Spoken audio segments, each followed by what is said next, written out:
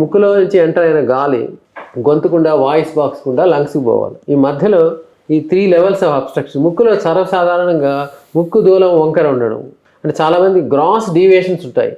ముక్కు దూలం వంకర అనేది చాలా సాధారణం. Most of the people have 95% of the people have deviated septum.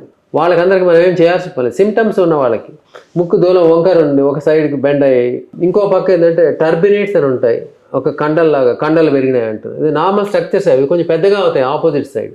ఇలా ముక్కులో అబ్స్ట్రక్షన్ రావచ్చు. అలాగే ముక్కులో పాలిప్స్ అని వైట్ గ్రేప్స్ లాగా, స్కిన్ పీల్ వైట్ గ్రేప్స్ లాంటి స్ట్రక్చర్స్ సైనసస్ గదుల్లోంచి అవి పెరిగి ముక్కులోకి వేలాడుతుంటాయి.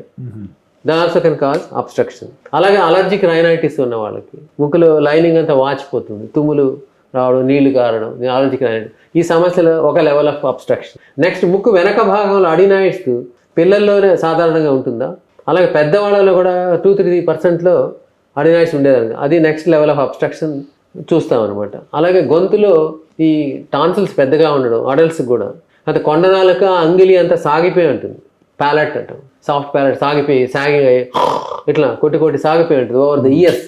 మెడ్ ప్లస్ లో అదే మెడిసిన్ అదే క్వాలిటీ, మార్కెటింగ్ డిస్ట్రిబ్యూషన్ ఇంకోటి అంటూ వీళ్ళకి అదనపు ఛార్జీలు ఉండవు. అందువల్లే 50 to 80% డిస్కౌంట్ లో మనకు అందిస్తున్నారు.